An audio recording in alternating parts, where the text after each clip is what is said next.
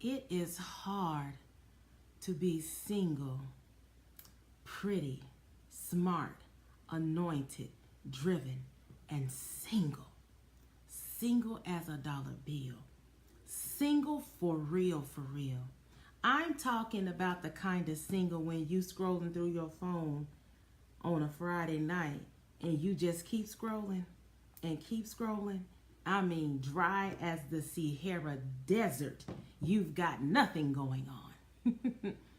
It is hard to be pretty, smart, anointed, driven, and single. So what's up, family? This is Dr. Cubion of Cubion International Ministries. What's up, family? I want to talk to my single ladies this evening. Where my single ladies at? All my single ladies, all my single ladies, all my single ladies. Now put your hands up. Where are all my single ladies at? I want to talk to the women that are like, what is wrong with me? I'm pretty, at least I think I am. I'm smart. I have a good job. I'm independent. I'm taking care of myself. I don't have to lean on somebody else. I'm anointed.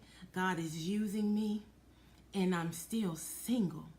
I want to talk to the single woman who has been made to feel like there's something wrong with her because she doesn't need a man. And when I say she doesn't need a man, I just mean that she doesn't need someone to come in and save her because she is independent and has been doing things on her own.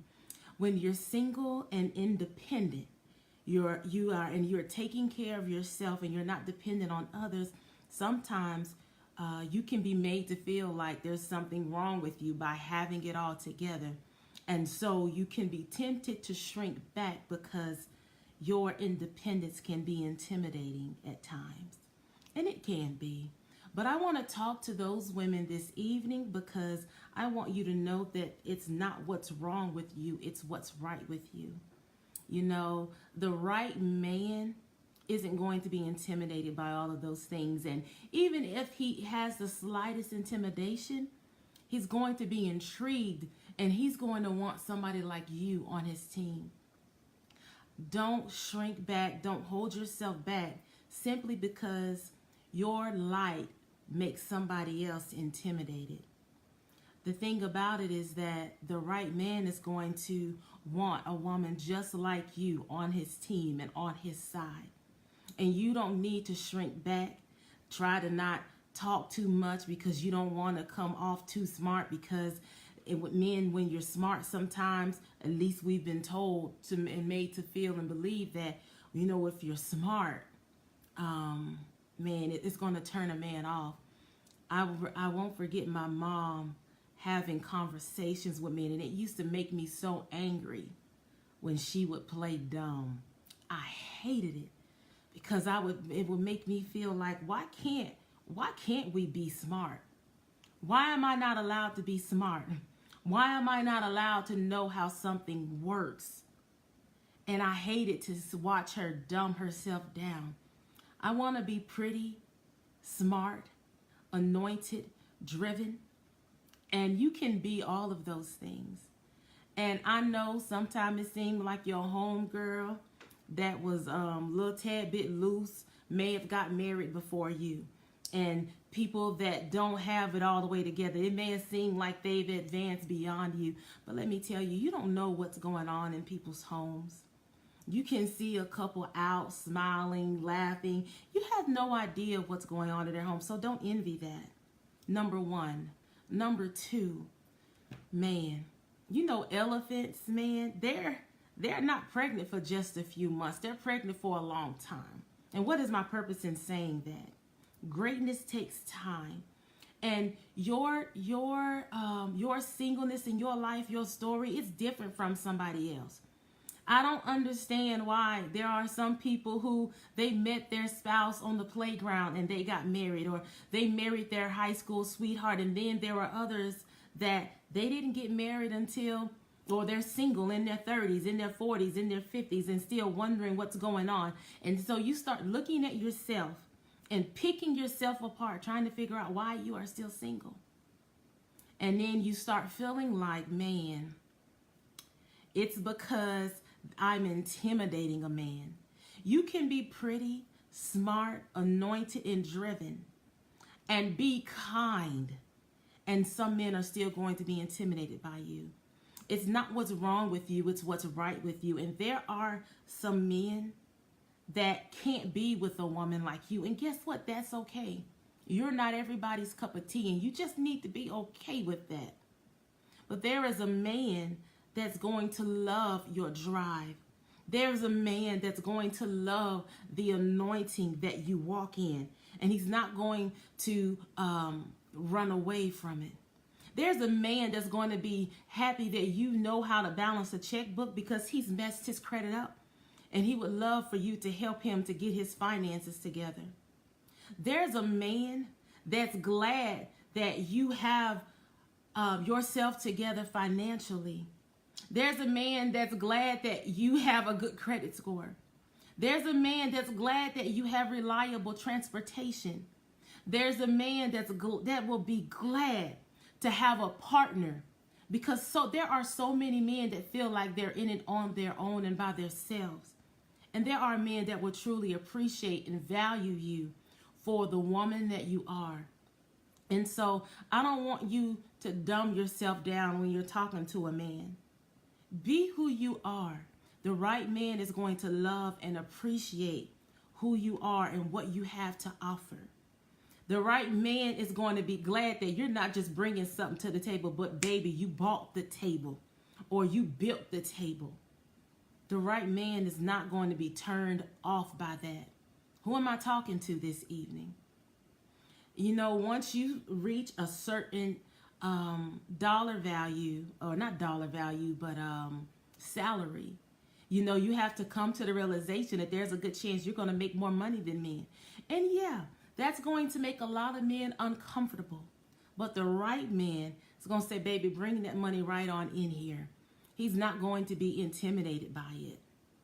So don't shrink back from being who you are, because guess what? It grieves God when he's giving you all these talents and things, and he's made you a light, but you want to put your light behind something so that it can't shine.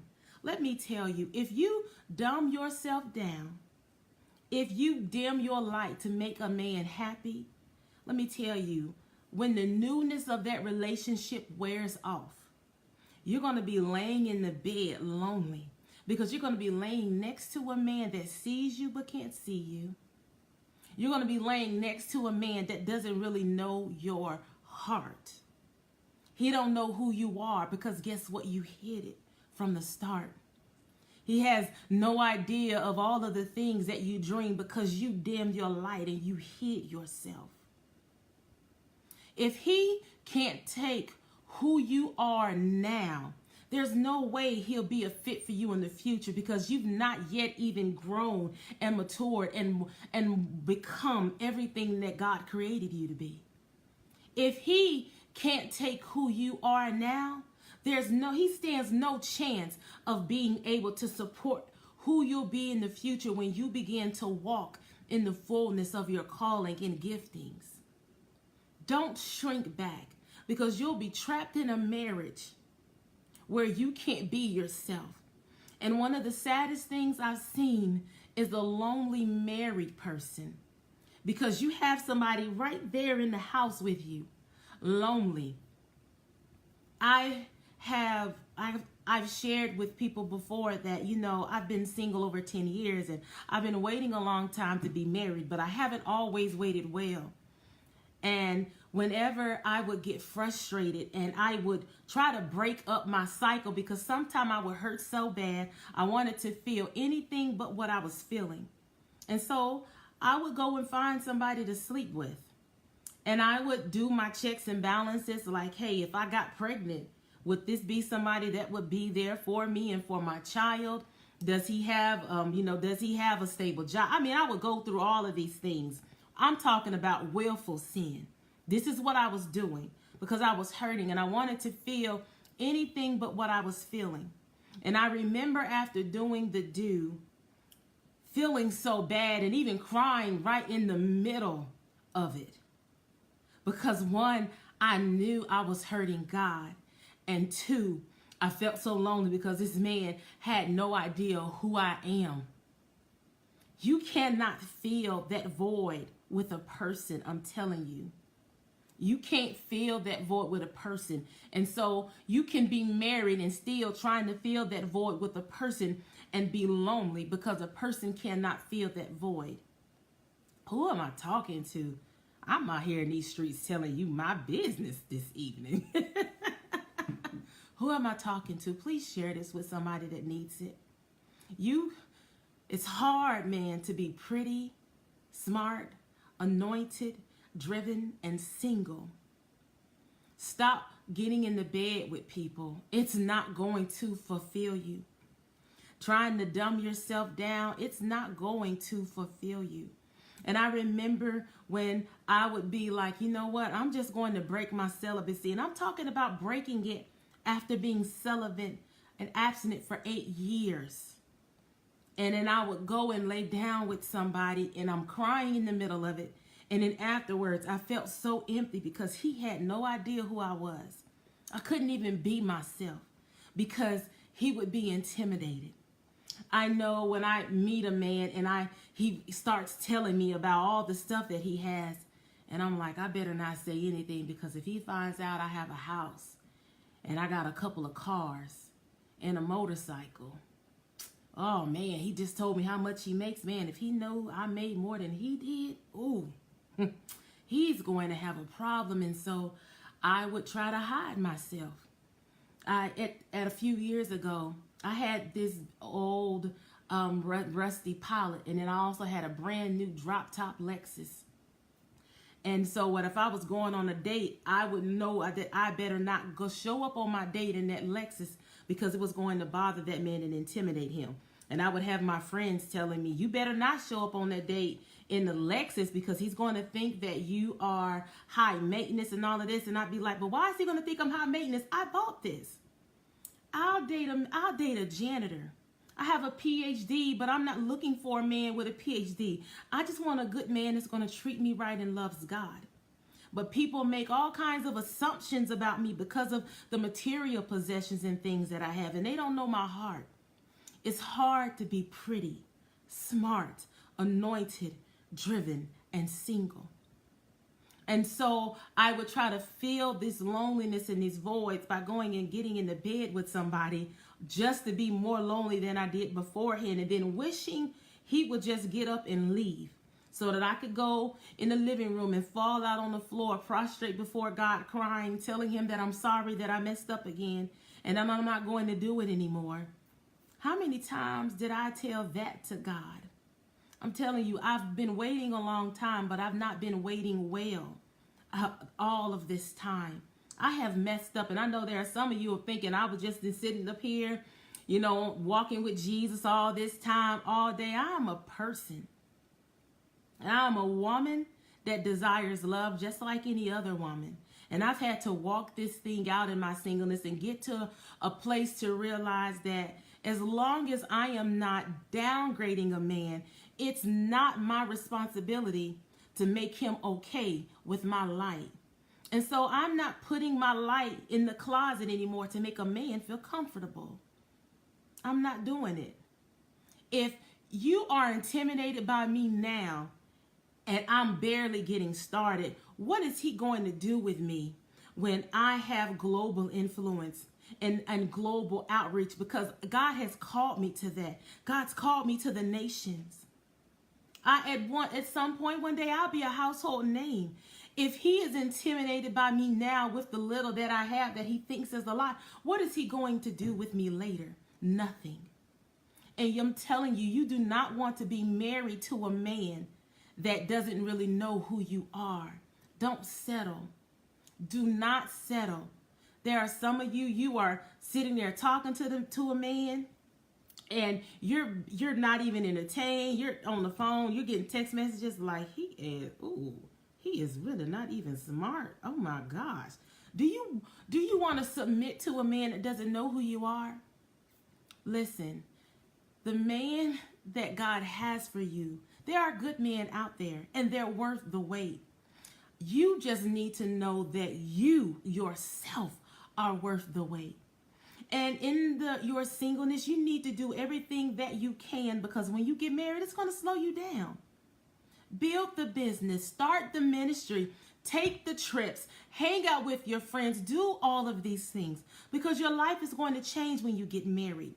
And don't wait until you say I do to be like, I'm going to live. No, that's just the next chapter. Live now. What are you putting on hold? Live now. Enjoy your life now. Build your career now, because guess what? While you're single and nobody's checking for you, you can work all the hours you want to work. I finished my doctoral program within 4 years. I was hustling because I knew I did not want to do that when I had a family and had to divide my time. And I wanted to finish before my husband came. And I was actually at a point where I was working on my dissertation, while I was saying, God, I actually hope he doesn't show up right now so that I don't have to divide my time, because I got things to do. Do you have your life on hold? What are you waiting for? What is it that you're waiting for? Are you wasting time with a piece of a man? What are you doing? I've had men that I called my entertainment. They were just something to do. I knew it wasn't going to work. And then when I'm doing it as a prophetic person, I know way too much. And I would be frustrated with my gift, because I'm like, God, I just want to enjoy going out to dinner with a man. Let him buy me something. Let me just have a date every once in a while. It's hard to go out with a man when I already know he's not it from the first call. And so sometimes I would just ignore that stuff. And every time I ignored it, I would end up in trouble or in a situationship. Although I've been single over 10 years, I've not been waiting well this whole time. And I've been in situationship after situationship. Who has been in some situationships? Hit that like button for me. Put the hand emoji up. Who has been in some situationships? It's time to get out of the situationships. You're wasting time. You're wasting your singleness. Get your light out of the closet. I know there are people of you listening to me right now. You have dimmed your light just to keep a man present and around you. Don't do it. You are grieving God when you do that, because he wants you to shine bright. And the right man is going to say, baby, you shining bright, but let's set that light up a little bit higher. And he's going to push you closer to your purpose. That's another way. That's one way to know whether or not a man is for you. Does he push you closer to your purpose? Does he come in between you and God, or does he push you closer to God? Man, you're worth the wait. Do not dim your light to appease a man. If he cannot handle who you are, he's not the one. And if you have all of these big ideas and dreams and goals and things that you want to do, and you marry a man that you have to dim your light for, that light is eventually going to go out. And you're going to be a miserable married woman, because you won't be living in your full potential and doing what God's called you to do. And then guess what? When you decide later on in life that you're tired of dimming your light for him and you're ready to do what God has called you to do, you're going to have conflict and friction with that man. Don't make that mistake. There are so many people, men and women, that have made that mistake. Don't dim your light. The right person is worth the wait. And I understand, I do. It is hard to be pretty, smart, anointed, driven, and single. But it's even worse to be lonely and married, miserable and married. Enjoy yourself. Listen, if you've not already done it, please check out my book. It's wedding season. I'm talking about marriage in this book. And it's wedding season, and many of you are going to get married. Many people that read this book and go through the healing process, you're going to meet your husband after this. For some of you, God has not been keeping you from your husband or holding him. He's been holding him for you because you've not yet healed. And if he came, you would mess it up because you've been heartbroken. And you don't want to hurt and make your husband pay for the last man's mistakes. You don't want to make your husband pay for what your daddy did. Get yourself healed. I'm here for you guys. I love you. You can pick up the book on the website. I encourage you to do the combo, the book and the companion workbook, so that you can do the exercises to work through the healing process. And on April 9th, Tuesday, April 9th, I'm actually starting a class. And we're going to walk through this. It's for 4 weeks. You have access to me. We're going to have a private Facebook group. In that private Facebook group for that whole entire month, you have unlimited access to me to ask me questions. And once a week, we're going to read through the book, do the questions, and then we're going to have a live class for an hour every week. That way you can work through your own personal issues and things that you have. It's time to get healing. I'm so glad I did this. I didn't want to write this book. I didn't want to go through this process, but I was thinking today, like, wow, God, I am so much better. And now I know I'm going to be a good wife. This time last year, I was afraid that if I got married, I was going to mess it up because I wasn't healed from what my father did, being in growing up in an abusive home, being molested by him. And I was having, when I met somebody, I was having these PTSD-like flashbacks every time he said something to me with a loud voice. And I knew that I needed to get myself healed because I was overreacting and I shouldn't be having those type of flashbacks. And I knew I needed to get myself healed. And so I've worked through that process, and that's what I want to help you all do. So that's all I have for you guys. All of that is on my website at drqbeyond.com. And holler at me in the comments. Let's this ain't even a word, but let's conversate.